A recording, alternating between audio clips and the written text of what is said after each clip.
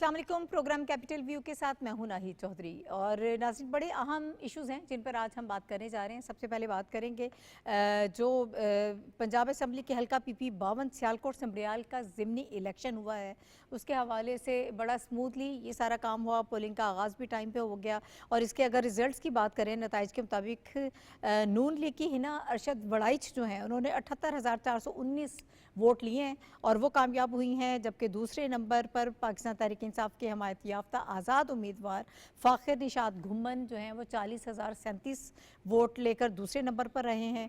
और ये बड़ी इस वक्त एक तब्दीली हमें सियालकोट में नज़र आ रही है।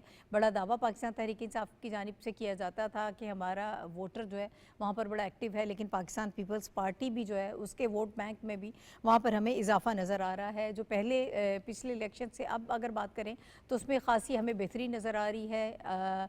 इसको यूँ भी समझा जा सकता है कि पाकिस्तान तहरीक इंसाफ की तरफ जो उनका वोटर गया था वो पाकिस्तान पीपल्स पार्टी की तरफ वो वापस आया है, कम बैक हुआ है उनका।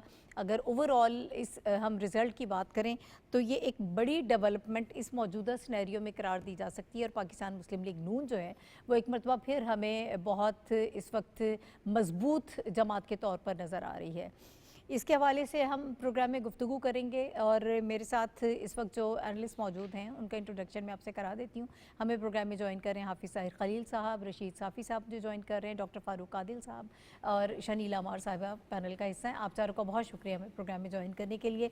और हाफिज़ साहब ज़रा आपसे मैं चाहूँगी कि थोड़ी सी आप हमें डिटेल्स भी बताएँ इस इलेक्शन के हवाले से भी कि इसमें आपको पहले से कोई तब्दीली नज़र आ रही है। जो पाकिस्तान तहरीक इंसाफ का दावा था, एक क्लेम था कि इन सारे इलाकों में हमारा वोट बैंक बहुत ज़्यादा है और पाकिस्तान मुस्लिम लीग नून इसमें जीत गई, उन्होंने ये निशस्त हासिल की, फिर पाकिस्तान पीपल्स पार्टी के भी कदरे वोट बैंक में इजाफा हुआ यहाँ पर। देखिए नाहिद, ये जो इलाका है सियालकोट समरियाल हाँ, और इससे मुल्हिका इलाके, ये यकीन एक वक्त में PTI का मरकज़ रहे हैं और PTI यहाँ से कामयाब होती रही है। सही। लेकिन हालिया बरसों में आप देख रहे हैं कि PTI की जो मनफी सियासत है, अवाम उससे काफ़ी फासला अख्तियार कर रहे हैं और बड़ी तेज़ी के साथ दूर होते जा रहे हैं। दूसरी जानिब PMLN की जानिब से पंजाब में जो तरक्याती प्रोग्राम शुरू किए गए हैं, पंजाब के अवाम को रिलीफ देने का जो एक जामे मंसूबे शुरू किए गए मुख्तलिफ शोबों में, देखिए ये उसके सबसे पहले आप देखें कि रोटी की कीमत को कम किया गया, किसान कार्ड आया, सेहत कार्ड आया, तालीमी कार्ड आए, बच्चों को तालीमी वज़ाइफ देने का ऐलान हुआ। तो ये वो तमाम इक़दामात हैं जो असर पजीरी रखते हैं और मुआशरे के अंदर तब्दीली ला रहे हैं। हम यही वजह है कि मरीम नवाज़ ने बिल्कुल ठीक कहा कि ये कामयाबी दरअसल अवाम के एतमाद की मज़हर है। अवाम उन लोगों की तरफ रुझान रख रहे हैं जो पाकिस्तान को तरक्की की जानिब ले जाना चाहते हैं। ठीक है। और ख़ास तौर पर नौजवान जिनके हाथों में डंडे दिए गए थे, कीलों के डंडे दिए गए थे, आज वो कलम और लैपटॉप लेकर जो है वो एक नए पाकिस्तान को एक नए सफ़र की जानिब हम देखते हैं तेज़ी के साथ गामजन कर रहे हैं। ये कामयाबी पाकिस्तान की कामयाबी है, ये कामयाबी तरक्की की कामयाबी है और ये पाकिस्तान का सियासी मुस्तकबिल यही है। ठीक है। साफ़ी साहब, इसमें आपको वोटर की सोच क्या नज़र आ रही है? ये रिज़ल्ट वोटर की सोच का आकाश है?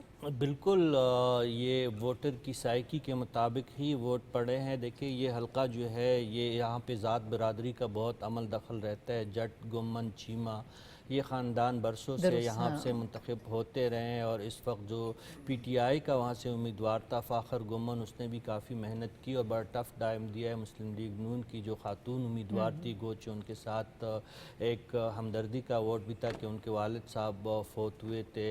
लेकिन दूसरी जानिब अगर हम जिस तरह हाफिज़ साहब ने कहा कि पंजाब हुकूमत की जो कारकर्दगी थी उसका भी एक बहुत बड़ा नतीजा इसका रहा है और मुस्लिम लीग नून ने यहाँ से कामयाबी समेटी है। पीपल्स पार्टी ने मेहनत की है, नदीम अफजल चंद खुद गए हैं, कायरा साहब वहाँ पे गए हैं, सईद मुर्तज़ा साहब गए हैं। लेकिन दूसरी जानिब अगर हम देखें तो मुस्लिम लीग के लिए ये हल्का इसलिए अहमियत का हामिल रहा कि वज़ीर दिफ़ा ख्वाजा आसिफ साहब ख़ुद यहाँ पे बहुत मसरूफ़ दिखाई दिए। मुस्लिम लीग की आला क़यादत ने यहाँ पे काफ़ी मेहनत की और मेहनत का सिला उनको मिला। और पीपल्स पार्टी ने, चूँकि हाफिज़ साहब दुरुस्त कह रहे हैं कि रिवायती तौर पर यहाँ पे पीपल्स पार्टी का वोट बैंक मौजूद था, लेकिन चूंकि बिलावल भुट्टो, फातिमा जो बिलावल आसफा भुट्टो जरदारी। साहिबा, इस किस्म के कोई बड़े रहनुमा वहाँ पे नहीं गए और सारा बोझ जो है नदीम अफजल चंद और कायरा साहब के कंधों पे था। तो इस वजह से पीपल्स पार्टी के जियाले ज़्यादा नहीं निकले, जिसका सियासी फ़ायदा मुस्लिम लीग नून ने उठाया और मुस्लिम लीग नून ने ये सीट सिक्योर की। और ये इस बात की गमाजी है कि पंजाब हुकूमत की पॉलिसियों पे पंजाब के अवाम का एतमाद बहाल है। ठीक है डॉक्टर साहब, अगर इन ज़िमनी इलेक्शन को देखें, जिस तरह से पाकिस्तान मुस्लिम लीग नून पे अवाम ने एतमाद किया है, आप ये कह सकते हैं कि ये परफॉर्मेंस का वोट दिया गया है, परफॉर्मेंस बेस्ड यहाँ पर वोटिंग हुई है? शुक्रिया नाहिद। और ये देखिए, ये बात जो आप कह रही है परफॉर्मेंस वाली, ये तो बिल्कुल अज़र मिन शम्स है, सामने दिखाई दे रही है। लेकिन यहाँ हमें कुछ और ट्रेंड्स भी दिखाई देते हैं। अगर हम वोटों के अदाद शुमार की तरफ जाएं, अब चूँकि अचानक आपने मुझसे ये सवाल पूछ लिया तो मैं आपको अदाद शुमार नहीं बता सकता, लेकिन अगर आप उसकी गहराई में जाएं, जो जनरली मैंने देखा है, उस पर मुस्लिम लीग के वोट 2024 की निस्बत कई यानी दिहाइयों में आगे गए हैं, यानी 20-25 हज़ार ज़्यादा हुए हैं वोट।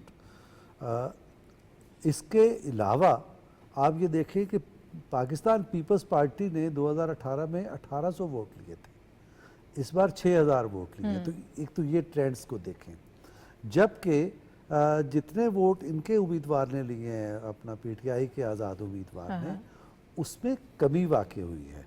तो एक ट्रेंड तो ये है। ठीक है। और दूसरा जो आप उसकी बात कह रही हैं कारकर्दगी की, उसमें सिर्फ चंद जुमलों में मैं कहूँगा, असल बात मुझे और उस पर कहनी है। कारकर्दगी का मामला ये है कि वफाकी हुकूमत की कारकर्दगी है दो तरह से। नंबर एक कि उसने मईशत को मुस्तहकम किया, ठीक है, और जो महंगाई की बढ़ने की रफ्तार एक रॉकेट की तरह जा रही थी, उसको ब्रेक लगा दी, ठीक है, और पाकिस्तान को डिफ़ाल्ट होने से बचाया। फिर खारजा पॉलिसी, ओके, और ये जो पाकिस्तान पे जारी है तो ये गैर मुल्की, ठीक है, उससे जैसे जिस हिकमत से और बहादुरी से निपटा है, ये नहीं कहा पार्लियामेंट में खड़े होकर किसी की तरह कि तो क्या मैं भारत पे हमला कर दूं, नहीं, जो करने की जरूरत थी वो करके दिखाया। ठीक है, तो ये कोई छोटी कारकर्दगी नहीं है। फिर दूसरी जो कारकर्दगी का पहलू है हुकूमत पंजाब की, मरियम नवाज शरीफ ने जिस अंदाज में काम किया है सूबे में, और जिस तरह से वो गलियां, वो सड़कें जिन पे आप जा नहीं सकते थे, वो अब आपको ऐसे लगता है जैसे बाकू के और तुर्की के दरो दीवार हैं। तो ये तब्दीली, फिर लोगों की जो ज़रूरियात ज़िंदगी उनके दरवाजे तक पहुंचाने वाली बात, एक पहलू। अब जो मैं आखिरी बात और यानी जो हतमी बात मैं कहना चाहता हूँ, मुझे ब्रेक पे भी जाना है, मुख्तसर ही इंशाल्लाह, फिक्र ही ना करें, 2 जुमलों में, वो ये कि जो मनफी प्रोपेगेंडा होता है, ये मनफी प्रोपेगेंडा था ना हमारे यहाँ, कि असल में तो मकबूल जमात पीटीआई है, बाकी तो हवा है। तो एक तो इसमें से हवा निकल गई, लेकिन इसके असरात क्या हैं? मनफी प्रोपेगेंडा फौरी तौर पर थोड़ा सा आपको मुतासिर करता है। मैं ब्रेक के बाद वापस आऊंगी, इस पर हम मजीद बात करेंगे, लेकिन एक ब्रेक मुझे लेना है, उसके बाद वापस आए।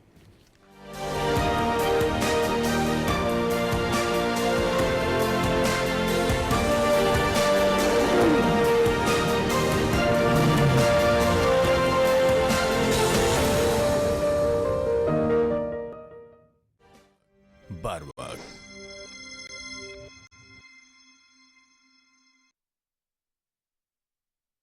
अल्लाहु अकबर, अल्लाहु अकबर, अल्लाहु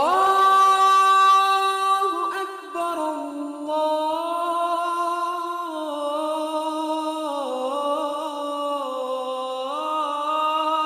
अल्लाहु अकबर, अशहदु अल्ला इलाहा इल्लल्लाह,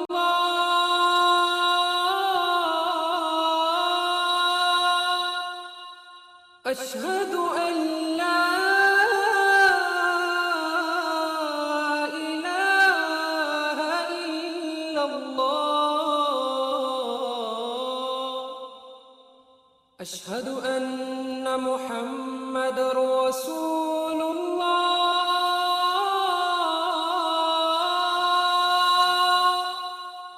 अशहदु अन्ना मुहम्मदर रसूलुल्लाह,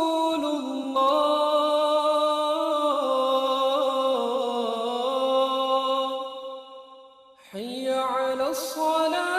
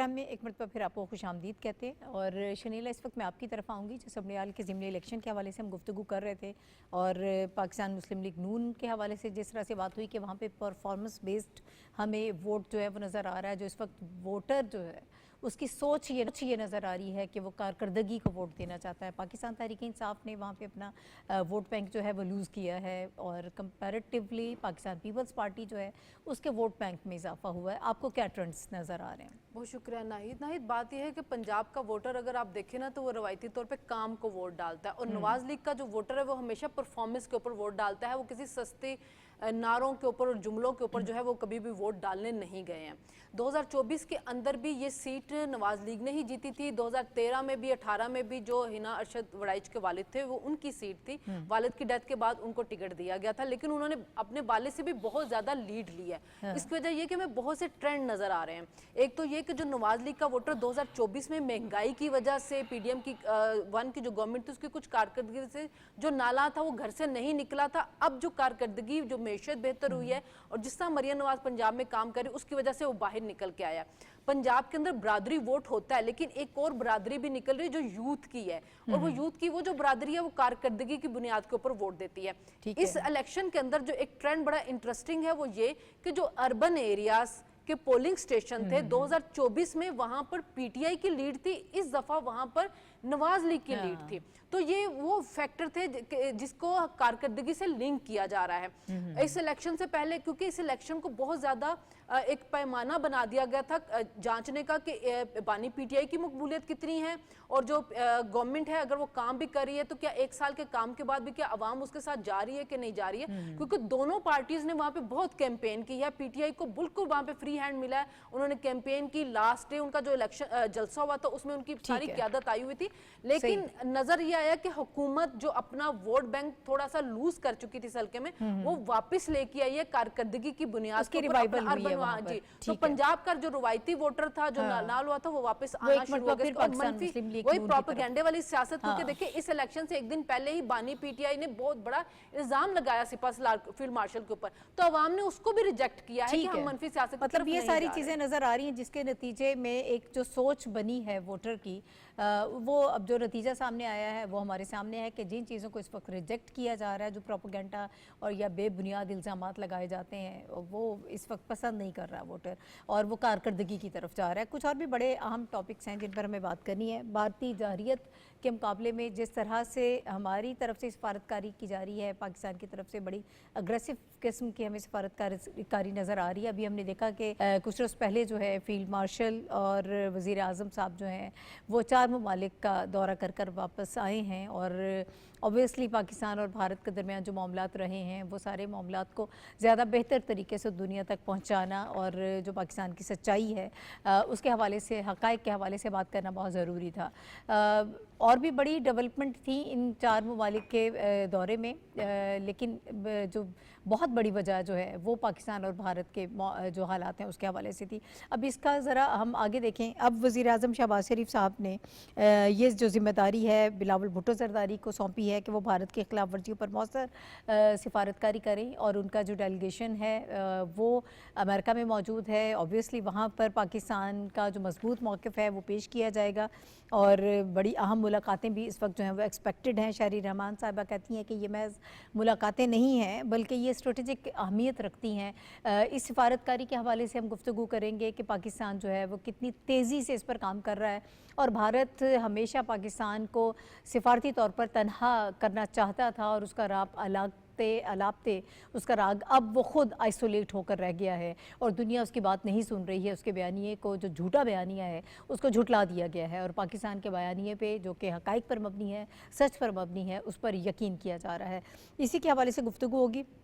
हाफिज़ साहब सब मुझे ये बताइएगा, ये इस डेलीगेशन को और सिफारती तौर पर जितनी तेज़ी नज़र आ रही है, बिलावल भुट्टो ज़रदारी साहब जो हैं वो लीड कर रहे हैं वाशिंगटन में, इसकी अहमियत क्या है आपकी नज़र में? इसको किस तरह से देख रहे हैं और दुनिया इसको किस तरह से देखेगी? नाहिद, ये एक हकीकत है कि अस्करी फ्रंट पर फतहमंदी के बाद पाकिस्तान अब सफारती सतह पर बहुत तेज़ी के साथ पेशरफ्त कर रहा है। आपने देखा कि ये सिलसिला शुरू हुआ था 22 अप्रैल से और उसके बाद से अब तक पाकिस्तान एक तसलसल के साथ और एक यकीन के साथ सफारती सतह पर आगे बढ़ रहा है। नायब वज़ीर आज़म वज़ीर ख़ारजा की रब्ताकारी हुई है 67 कंट्रीज़ के साथ, और उनके हम जो मनसब हैं वज़राए ख़ारजा या वज़राए आज़म, उनके साथ बातचीत होती रही है टेलीफोनिक। जी उसके बाद जो है प्राइम मिनिस्टर का अभी रिसेंटली जो विज़िट है 4 मुल्क की, जिसमें वो तुर्किया, अज़रबैजान, ईरान और ताजिकिस्तान के दौरे पर गए हैं। जी ये विज़िट जो है एक लिहाज से स्ट्रेटेजिक विज़िट भी था, और पाकिस्तान की इसमें चूँकि फील्ड मार्शल भी शामिल थे, जी, बिल्कुल। और ये पाकिस्तान की फतहमंदी और उसको दुनिया से आश्कार कराने के लिए, भारतीय प्रोपेगेंडा बेनकाब करने के लिए ये बड़ा इंपॉर्टेंट और बड़ा मौसर विज़िट रहा है। अब उसके बाद प्राइम मिनिस्टर की हदायत पर 2 जो हैं डेलीगेशन गए हैं। एक डेलीगेशन जिसकी क़यादत बिलावल भुट्टो ज़रदारी कर रहे हैं, ये कसीरुल जमाती डेलीगेशन है। इसमें मुख्तलिफ जमातों के नुमाइंदे हैं, बिल्कुल, हाँ, ख़ास तौर पर PMLN के नुमाइंदे भी शामिल हैं इसमें। 2 साबिक वज़राए ख़ारजा हैं, 2 साबिक सेक्रेटरी ख़ारजा सेक्रेटरीज हैं। हैं, हाँ। इसी तरह जो है इसमें बहुत इंपॉर्टेंट जो है वो सेनेटर्स और पार्लियामेंटेरियन शामिल हैं। ये वो लोग हैं जो तजर्बा रखते हैं पाक भारत ताल्लुकात के सिलसिले में भी और जनूबी एशिया के मामलात पर भी। ख़ुद शहरी रहमान जो है अमेरिका में पाकिस्तान की सफ़ीर भी रही हैं, पाकिस्तान की वज़ीर इत्तलात भी रही हैं, तो वो इस डेलीगेशन में भी नुमाया हैं। खुर्रम दस्तगीर हैं, वज़ीर दिफा रहे हैं पाकिस्तान जी। के। तो ये डेलीगेशन जो है देखें, ये इसी तरह एक दूसरा जो डेलीगेशन है मॉस्को गया है, मॉस्को, तारिक हाँ, फातमी तारिक की फातमी क़यादत साहब की में। सरबराही अब ये डेलीगेशन के 3 बुनियादी मकासद है। पहला मकसद ये है कि भारतीय जारियत के मुकाबले में जो भारतीय बयानिया है उसको ज़मीन बोस किया जाए। वो पहले ही ज़मीन बोस हो चुका है, लेकिन उसको बेनकाब किया जाए आलमी बिरादरी के सामने। दूसरा और पाकिस्तान का मौक़िफ़ भरपूर तरीके से उजागर किया जाए। सही है। दूसरा पाकिस्तान ये कोशिश कर रहा है कि सियासी तनाज़ात जो हैं उनको मुज़ाकरात के ज़रिए हल किया जाए, ठीक और है। इस सिलसिले में पाकिस्तान की ऑफ़र मौजूद है। सदर ट्रम्प जो है पहले ही 7 मरतबा सालिसी के ऑफ़र कर चुके हैं। तीसरा बुनियादी मकसद ये है कि जनूबी एशिया में जो पायदार अमन है उसके लिए जो आलमी मुआहदात हैं, खा वो सिंतास का मुआहदा हो या कश्मीर का मामला हो, ठीक है। इसमें जो आलमी बिरादरी है वो अपना किरदार अदा करे ताकि जनूबी एशिया में पायदार अमन और इस्तेहकाम जो है वो कायम किए जा सके। सही है। तो ये दौरा जो है इस लिहाज से खासी अहमियत का हामिल है कि पाकिस्तान न सिर्फ ये कि भारतीय बयानिए को बेनकाब करने जा रहा है, बल्कि अपना जिम्मेदाराना जो मौक़िफ़ था भारतीय जारियत के मुकाबले में उसको भी उजागर दुनिया के करेगा सामने और रखेगा। दुनिया के सामने रखेगा, ताकि सूरत हाल जो है पूरी तरह से वाज़ेह हो जाए। ठीक है साफ़ी साहब, जो मोदी सरकार की पॉलिसीज़ रही हैं, जो इंतहा पसंदी RSS की हमने देखी, अंदरूनी तौर पर हमें शदीद दबाव नज़र आ रहा है इस हुकूमत पर इंडिया की, लेकिन अब बैरूनी तौर पर पाकिस्तान सिफारतकारी के महाज पर जिस कदर एक्टिव हो गया है और जिस किस्म की कामयाबियाँ अस्करी महाज पर हमें हासिल होने के बाद अब सिफारती महाज पर मिल रही हैं, आप ये समझते हैं कि इससे मुश्किलात पैदा हो सकती हैं? जबकि दूसरी जानिब प्रेसिडेंट ट्रंप जो हैं सालिसी ऑब्वियसली उन्होंने की, इसके बाद भी वो पाकिस्तानी डेलीगेशन का उन्होंने कहा है कि पाकिस्तान का वफ़द जो है हम उसके मुंतज़िर हैं, उनसे हम बात करेंगे। हैरत अंगेज़ और इंतहाई हैरत अंगेज़ कारकर्दगी है पाकिस्तान की सफारती सतह पे। इसको अगर सफारती दुनिया में हम एक मौजज़ा करार दे तो बेजा नहीं होगा। बैक वक्त आप देखें कि पाकिस्तान के अमेरिका के साथ ताल्लुकात में बेहतरी पैदा हुई है। इसके साथ साथ चीन के ताल्लुकात पे अमेरिका ने कोई एतराज़ नहीं होता है, न चीन को हमने नाराज़ किया है। चीन भी हमारे साथ बिल्कुल एक हाथ में हाथ डालती हुए खड़ा है। यूरोप के साथ हमारे ताल्लुकात बेहतर हो रहे, रूस के साथ ताल्लुकात में नुमाया हमें कामयाबियाँ हासिल हो रही है। ईरान, सऊदी अरब और तुर्की ये तीनों मुतकारिब और इनकी मुतज़ाद कई महाज़ों पे सफारती पॉलिसियाँ है, लेकिन पाकिस्तान ने शानदार सफारती तवाज़न रखते हुए ना सिर्फ सऊदी अरब के साथ अपने बरादराना ताल्लुकात को बरकरार रखा है, बल्कि उसमें मज़ीद तोसी भी की है और जिद्दत भी लाई है।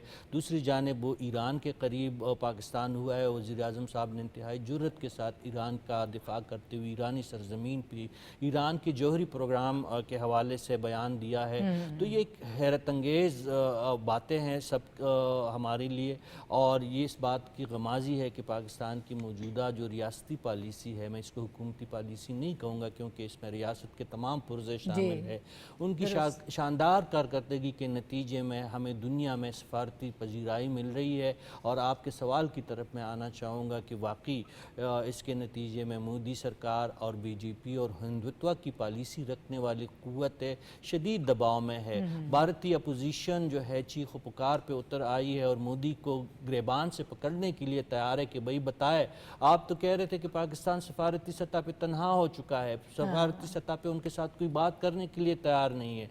आज जो है आपको कनाडा जैसे मुल्क जो है उसमें वहाँ पे आपको आलमी जो वहाँ पे एक कॉन्फ्रेंस हो रही है उसमें आपको मदऊ नहीं किया जा रहा है। इसका मतलब है कि इंडिया को वहाँ से निकाल बाहर किया गया है। आप तो कह रहे थे कि अफगानिस्तान में आपने बड़ी स्ट्रेटेजिक डिफ्ट बनाई है और अफगानिस्तान के साथ हिंदुस्तान के ताल्लुकात में बेहतरी आई है। ये क्या काया पलट गया है कि वहाँ पे भी पाकिस्तान और अफगानिस्तान के बीच में सफारती ताल्लुकात में इंतहाई बेहतरी आई है। उसमें मैं तफसील में नहीं जाऊँगा, शायद दूसरे मरहले में शायद उस पर आप सवाल रखना पसंद करेंगी।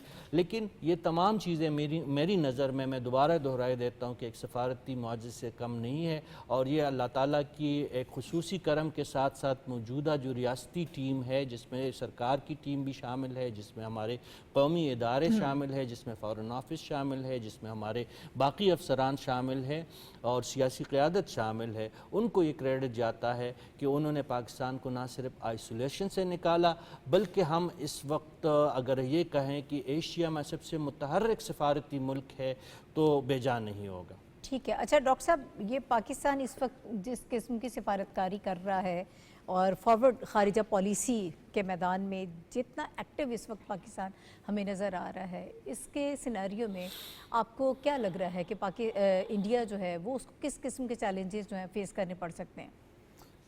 देखिए, इंडिया के चैलेंजेस तो सामने खड़े हुए हैं और इंडिया का मौक़िफ़ 1947 से लेकर आज तक हमेशा गलत ही रहा है। जारहियत हमेशा उसी की तरफ से हुई है, लेकिन दुश्वारी ये रही कि मौक़िफ़ उनका सुना गया और हमें नज़रअंदाज किया गया। क्या कमाल हुआ, अभी जिक्र किया साफ़ी साहब ने, क्या कमाल हुआ? कमाल ये हुआ कि पाकिस्तान के फ़ॉरेन ऑफिस ने, हुकूमत ने और जैसे कहा गया रियासत ने, इन सब ने आते ही, यानी जब PDF-1 की हुकूमत बनी और उसके बाद तक दुनिया भर के अहमियत रखने वाले दारुल हुकूमतों में, आलमी ताकतों के दारुल हुकूमतों में जाके काम किया, खामोशी से काम किया और रवाबित बनाए। नतीजा ये निकला कि वो जो भारत का झूठ था वो न सिर्फ बेनकाब हुआ पहलगाम के बाद का भी और जंग के बाद का भी। पहलगाम के बाद का ये था कि सारा झूठ था कि जो पाकिस्तान पर इल्ज़ाम लगाया बिल्कुल, गया। हाँ। जंग बंदी के बाद अमेरिका की और दुनिया भर को भारत ने और मोदी ने जुटलाने की कोशिश की। ये बात यकीनन एनाय करती है और अगर मुखालिफ जैसे पाकिस्तान उसकी मुखालफत करता है, वहाँ बेदार मग़ज़ लोग हो तो इनको उसको इस मौके से फ़ायदा उठाना चाहिए और पाकिस्तान उससे फ़ायदा उठा रहा है। एक और बदकिस्मती है, वो कहते हैं ना कि एक दफ़ा मत मारी जाए तो फिर मारी जाती है। मत मारी गई मोदी की और उसने हिमाकत की। अब जिस शख्स को उन्होंने अपना चेहरा बना के दुनिया में भेजा है और जो उसका नाम है शशि थरूर, वो अपनी बीवी का कातिल है। वो इस इल्ज़ाम के साथ दुनिया में गया है, तो ऐसे आदमी की कौन बात सुनेगा? तो इनके मुंह पे पड़ेगी। उसके मुकाबले में बिलावल भुट्टो जरदारी हैं, फातमी साहब हैं, ये नेक नाम लोग हैं और इन लोगों ने पहले भी अच्छा काम किया है और इस वक्त भी बहुत शानदार काम कर रहे हैं। ठीक है, आपकी क्या राय है शनीला, किस कदर इसको, इस विज़िट को आप देख रही हैं कि बहुत अहम है? और जब बिलावल भुट्टो जरदारी साहब इसको लीड कर रहे हैं, ऑब्वियसली उनका तजर्बा है, बड़े वो यंग पार्लियामेंटेरियन भी हैं, पहले भी जो है वो वज़ीर ख़ारिजा पाकिस्तान के रह चुके हैं, तो बड़ा उन्होंने उस वक्त भी बहुत अच्छा काम किया था। और एक जिस तरह से डॉक्टर साहब इशारा कर रहे हैं कि एक नेक नामी भी जो है वो साथ जुड़ी हुई होती है। इनकी जो शोहरत है वो अगर इंडिया का हम देखें उसके मुकाबले में बहुत ज़बरदस्त है और ये बड़ा अच्छा चुनाव है वज़ीर आज़म साहब की जानिब से। बिल्कुल ऐसे ही ना ही देखिए, PDM-1 की जो गवर्नमेंट थी उसके अंदर जब वजीर खारजा थे बिलावल भुट्टो तो बड़े एक्टिव थे। उन्होंने बहुत से मुल्कों के साथ जाके इंगेज किया था। जो कश्मीर का मौक़िफ़ था उसके ऊपर यूरोपीय यूनियन के बहुत से ममालिक ने हमारी तायद की थी कि हम आपके साथ खड़े हैं, जिसके ऊपर जो था इंडिया के अंदर बड़ा क्रिटिसिज्म हुआ था। तो वो अगर आप उनको देखें, जब भी वो मीडिया में आते हैं और वो इंगेज करते हैं इंटरनेशनल मीडिया को, तो पाकिस्तान का मौक़िफ़ बहुत अच्छे तरीके से सामने रख देते हैं। तो पाकिस्तान जो है ना, जिसके बारे में ये कहा जा रहा था इंडिया की तरफ से प्रोपेगेंडा होता है कि पाकिस्तान आइसोलेशन का शिकार है, लेकिन इस जंग के दौरान में नजर आ गया इंडिया को कि पाकिस्तान आइसोलेशन का शिकार नहीं है। पाकिस्तान को बड़ी भरपूर हमायत मिली थी, बल्कि कल भी एक चाइना की तरफ से ये बात कही जा रही थी कि अगर पाकिस्तान का पानी रोका जाता तो हम पाकिस्तान की सालमियत का इसका दिफा करेंगे। तो हमें तो हर तरफ से कहीं सब जगहों से अच्छी पॉजिटिव वो मिल रही है, फीडबैक मिल रहा है, रिस्पांस मिल रहा है। फिर आप देखें कि प्रेसिडेंट ट्रंप खुद कह रहे हैं कि पाकिस्तान का एक वफ्द आ रहा है यहाँ पे। कभी आप सुन रहे थे कि अमेरिका का जो सदर है वो एक वफ्द का इंतजार कर रहा हो या उसके बारे में बात कर रहा हो। वो हर रोज ये बात करते हैं कि हम पाकिस्तान को इंगेज करेंगे, वो हर रोज ये बात कर रहे हैं कि हम पाकिस्तान के साथ ट्रेड करेंगे। तो ये हमारी डिप्लोमेटिक जो है कामयाबियां ही हैं। अब आप देखें कि इंडिया का जो है G7 के इजलास में कनाडा नहीं बुला रहा मोदी को, और ये बहुत बड़ी हजीमत है मोदी के लिए। अब चाहे वो जो फारूक भाई बार बार कहते थे खसियानी बिल्ली खंबा नोचे, वो करते बात करें कि जी अगर बुलाया भी तो हमने नहीं जाना, लेकिन नहीं बुलाया जा रहा क्योंकि वो इंडिया को एक टेररिस्ट कंट्री समझते हैं। तो एक इतनी बड़े मुल्क की तरफ से इतनी हजीमत उठाना एक वो उस मुल्क के लिए वो आपके अपने अमाल का नतीजा ही है। आपने जिस तरह से वहाँ पर जो एक्टिविटीज आपकी रही है कनाडा में, दिफाई मुल्क हैं, हमारी बहुत बड़ी इकोनॉमी है, दुनिया हमारे बगैर रह नहीं सकती। तो अब दुनिया ने उनको दिखा दे कि हम आपके बगैर सब कुछ कर सकते हैं। जिस तरह से हम पाकिस्तान की सिफारतकारी की बात कर रहे हैं, पाकिस्तान इस महाज पे हमें बहुत कामयाब नज़र आ रहा है, और जिस कदर मजबूती के साथ पाकिस्तान अपना मौक़िफ़ दुनिया के सामने पेश कर रहा है और जिस यकीन के साथ उसको सुना जा रहा है, पहले नहीं देखा है। कुछ अफ़गानिस्तान के हवाले से भी बात कर लेते हैं। हमने देखा जब ये जंग का मामला हुआ तो सिर्फ अफ़गानिस्तान की तरफ से ही कुछ हमें नज़र आया, सॉफ्ट कॉर्नर इंडिया के लिए या इसराइल की जानिब से, लेकिन अब वहाँ पर भी हालात पलट चुके हैं। और इसकी वजह क्या है? अफ़गानिस्तान से ताल्लुकात में जो मस्बत पेशरफ्त हुई है उसके हवाले से हम गुफ्तगू करेंगे। वज़ीर ख़ारिजा साहब जो हैं उनका अपने अफ़गान हम मनसब अमीर ख़ान मुत्तकी से टेलीफोनिक रब्ता हुआ है। मुल्क के रेलवे मनसूबे पर बड़ा अहम जो है वो तबादला ख्याल किया गया है। इलाक़ाई रवाबत के फ़रोग़ में पाकिस्तान का किरदार बहुत अहम है। हमें ये भी याद है कि पिछले दिनों जब चाइना के वज़ीर ख़ारिजा, पाकिस्तान के वज़ीर ख़ारिजा और जो इस वक्त बुरी हुकूमत अफ़गानिस्तान की है उनके वज़ीर ख़ारिजा की जब मुलाकात हुई थी तो बड़ा एक ये ब्रेक थ्रू था। और उसके बाद जो डेवलपमेंट्स हुई हैं उसको हमारे पैनलिस्ट कैसे देख रहे हैं, इस पर हम बात करेंगे। जी हाफिज़ साहब, सर आप किस तरह से देख रहे हैं? देखिए नाहिद, ये ख़ास तौर पर अफ़गानिस्तान के मामले में पाकिस्तान की जो सफारतकारी है उसे आलमी मुबस्सिरीन भी और दीगर जो अदारे हैं थिंक टैंक, वो यकीनन इस बात को डिप्लोमेटिक ऑफेंसिव करार दे रहे हैं कि अफ़गानिस्तान के मामले में पाकिस्तान की सफारतकारी बहुत तेज़ी के साथ आगे बढ़ रही है। और ख़ास तौर पर अब हालिया दिनों में जब बीजिंग में 3 मुल्की इजलास हुआ है उसके बाद से आप देखें कि टर्निंग पॉइंट जो हैं शुरू हो गए हैं। पाकिस्तान ने पहली मर्तबा जो है उसको सफारती दर्जा दिया है, मुकम्मल सफ़ीर जो है वहाँ मुकर्रर करने का ऐलान किया है। उसके जवाब में अफ़गानिस्तान की जानिब से भी पाकिस्तान में सफ़ीर मुकर्रर किया जाएगा। दूसरा जो है, पाकिस्तान में बदअमनी की सबसे बड़ी वजह अफ़गानिस्तान में दहशत गर्दों के वो अड्डे हैं जहाँ से दहशत गर्द जो हैं वो उन महफूज अड्डों के ज़रिए पाकिस्तान में दाखिल होते हैं। लेकिन अब आप ये देख रहे हैं कि TTP के जो सरबराह हैं ख़ुद वो कह रहे हैं कि ये पाकिस्तान के ख़िलाफ़ जो जिहाद के नाम पर जो कुछ हो रहा है उसको फौरी तौर पर बंद हो। ये बड़ी तब्दीली है वहाँ की सोच में। और वहाँ जो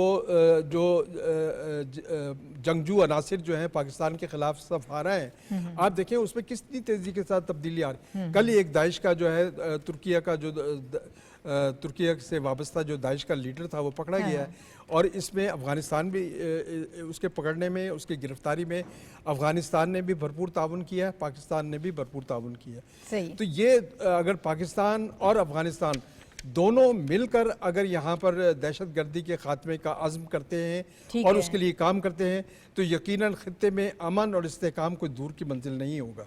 ठीक है साफ़ी साहब, आप इस ब्रेक थ्रू को कैसे देख रहे हैं और इतनी जो मस्बत तब्दीलियाँ और इतनी तेज़ी से आ रही हैं, इसकी क्या वजूहात है आपकी नज़र? देखिए नाहिद, आपके नज़र से भी वो ख़बरें गुजरी होंगी कि चीन ने गुज़श्ता हफ्ते एक आलमी सालसी का जो एक खुसूसी फ़ोरम बनाया जिसमें पाकिस्तान की भी शिरकत हुई थी और पाकिस्तान को इंतहाई अहम रोल उसमें दिया गया था। हांगकांग में वज़ीर ख़ारजा पाकिस्तान के गए थे, चीनी वज़ीर ख़ारजा भी आए थे, दीगर ममालिक के जो नुमाइंदे थे वो भी वहाँ पर मौजूद है। तो ये हम ये कह सकते हैं कि ये जो हालिया दिनों में जिस मुलाकात की ज़िक्र हाफिज़ साहब कर रहे थे कि पाकिस्तान अफ़गानिस्तान की जो वज़राए ख़ारजा के दरमियान बीजिंग में जो मुलाकात चीन की सालसी में हुई है, तो उस फोरम के लिए एक टेस्ट केस है और इसमें चीन खुसूसी दिलचस्पी ले रहा है। और हम देख रहे हैं कि उस मुलाकात के बाद और चीन की सालसी ने जो एक करिश्माती तौर पे पाकिस्तान और अफ़गानिस्तान के ताल्लुकात में बेहतरी की हमें एक सिमत नज़र आ रही है, जो वही अफ़गानिस्तान जिनकी जानिब से दरअंदाजी हो रही थी और वहाँ पे हमें आए रोज़ TTP के हमलों की शिकायत है। कुछ अब भी इक्का दुक्का वाक़यात हो रहे हैं और हालात मुकम्मल तौर पर काबू में नहीं है, लेकिन वज़ीर ख़ारजा और पाकिस्तान और नायब वज़ीर आज़म इसहाक़ डार साहब और अमीर ख़ान मुत्तक़ी साहब के बीच में जो अभी हालिया टेलीफोनिक गुफ्तगू हुई है, हम तवक्को कर रहे हैं कि अनक़रीब अफ़गानिस्तान के अबूरी वज़ीर ख़ारजा पाकिस्तान तशरीफ़ लाएँगे और ख़ुसूसन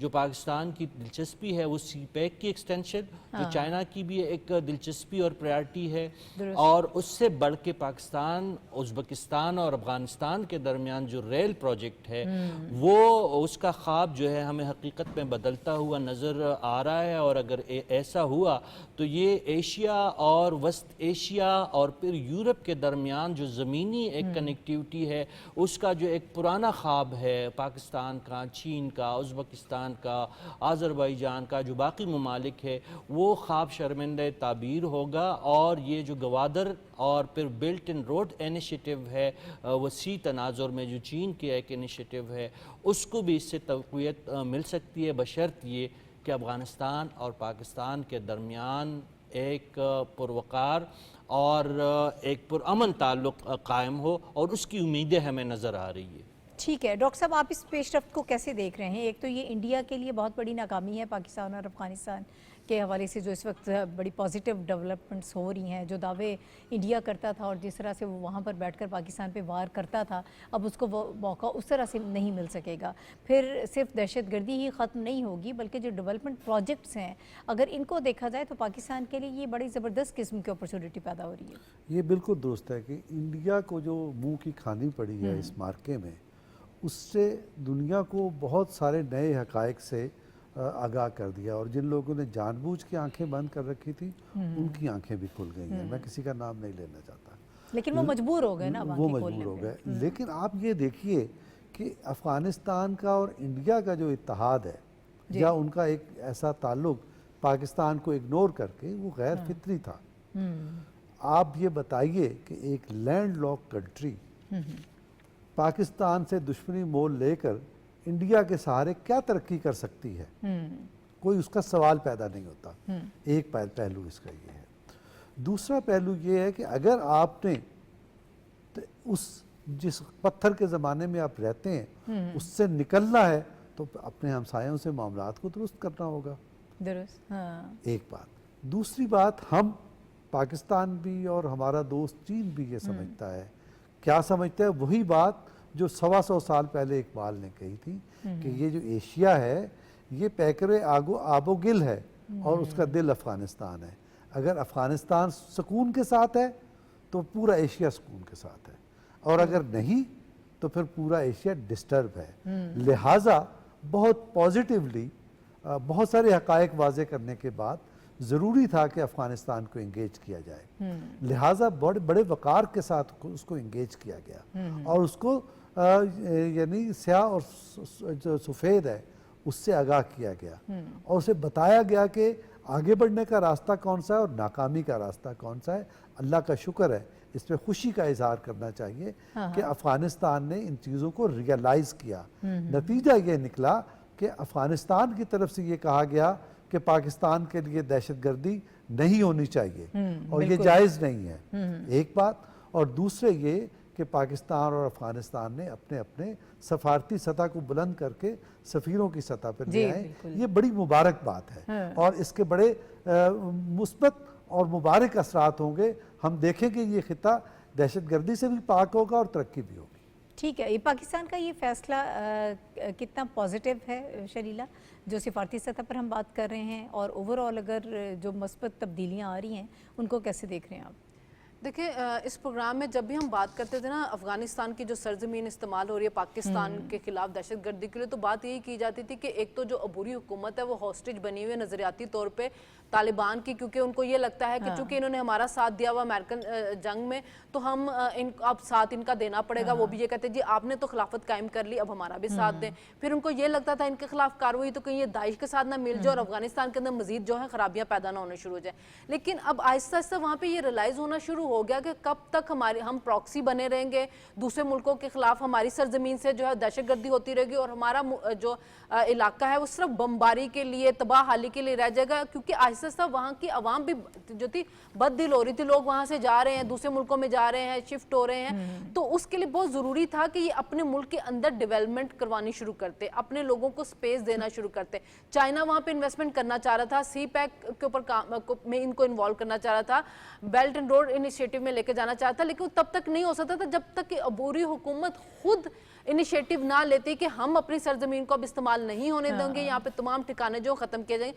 तो अब उनमें ये रियलाइजेशन आ रही है। पाकिस्तान तो चाहता ही यही है कि हमसायों के साथ ताल्लुकात अच्छे हों, पाकिस्तान तो चाहता ही है कि खित्ते में अमन हो, पाकिस्तान तो खुद चाहता है कि दहशतगर्दी खत्म हो, क्योंकि दहशतगर्दी हमें नुकसान पहुंचा रही है माशी तौर पर भी, जानी तौर पर भी। अब अगर अफगानिस्तान को ये एहसास हो रहा है और वो वहां पे अगर वो ये काम करेगा जैसे कि उसने दोहा एग्रीमेंट में कहा कि हम अपनी सरजमीन को इस्तेमाल नहीं होने देंगे, तो अगर वो दहशतगर्दों के ठिकानों को खत्म करता है, चीन के साथ मिल जाता है, सी पैक की तरह जाता है, पाकिस्तान के साथ मिल जाता है, तो उसके अपने मुल्क के लिए बहुत बेहतर है कि वहां पे इकोनॉमी की जब एक्टिविटीज होंगी तो वहां के लोग खुशहाल होंगे, तो इनके लिए बेहतर ये भी होगा कि दूसरी दुनिया के साथ भी ताल्लुकात कायम कर सकेंगे। वरना जिस तरह इन पे क्रॉस लगा दिया गया है ये इनके लिए भी मुश्किलात जो है बढ़ा रहा था। ठीक है, ये एक बड़ी ज़बरदस्त किस्म की हमें पॉजिटिव डेवलपमेंट्स नज़र आ रही हैं।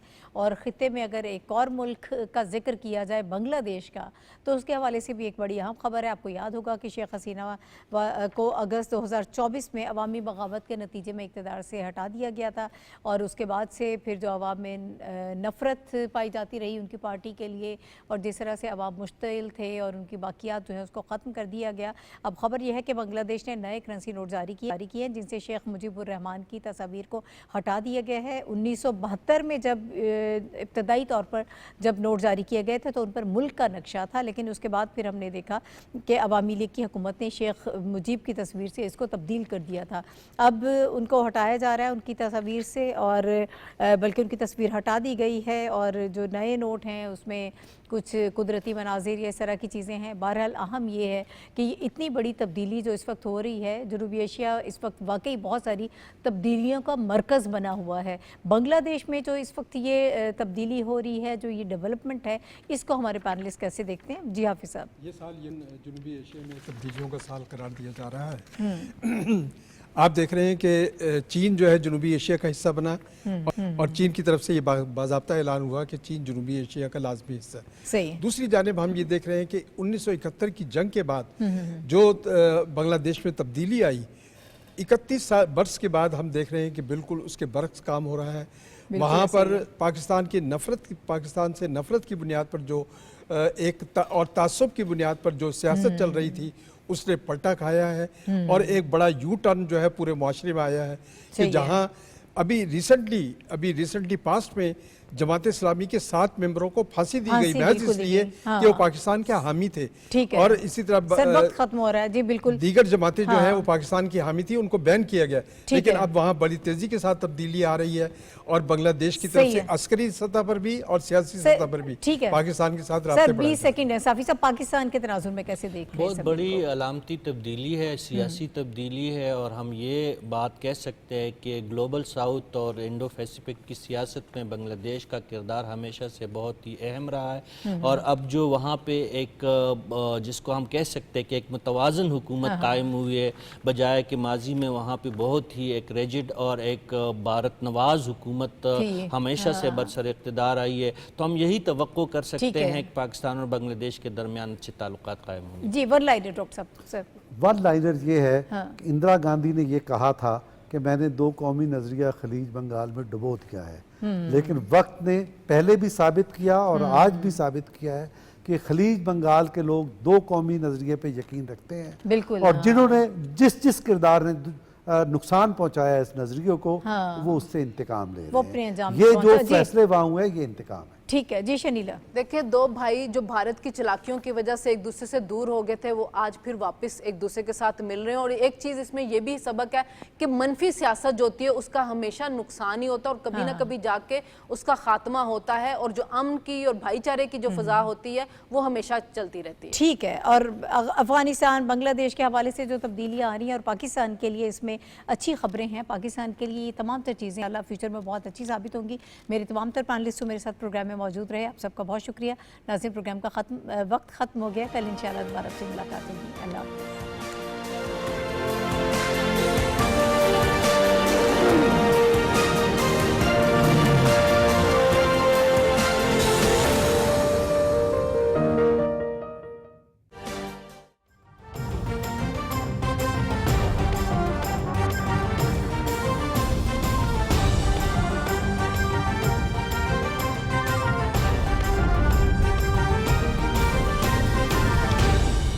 दुरुस्त हर वक्त बर वक्त।